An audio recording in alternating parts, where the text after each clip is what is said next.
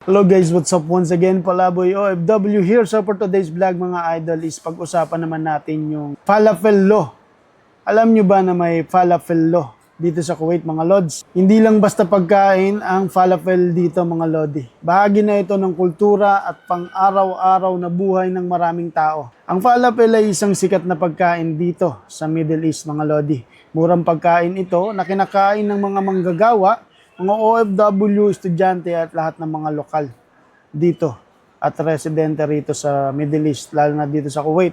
Ang tinatawag na falafel law ay tungkol sa regulasyon sa pagbebenta ng falafel sandwich para masigurong may tamang dami at hindi basta-basta mababawasan ang laman habang pinapanatili ng abot-kayang presyo. Bilang OFW dito sa Kuwait mga lodi, isa ito sa mga simpleng bagay na nagpapakita kung paano pinoprotektahan ang mga ordinaryong mamamayan at manggagawa na naghahanap ng mga murang pagkain. Kaya kapag napadaan kayo sa mga falafel shop dito sa Kuwait, tandaan nyo, hindi lang ito simpleng sandwich mga lodi. Parte ito ng buhay at kultura ng Kuwait. Kung nagustuhan nyo ang ganitong kwento tungkol sa buhay OFW dito sa Kuwait mga lodi, huwag nyo kalimutan mag-subscribe, like, and share this video for more OFW life sa Kuwait.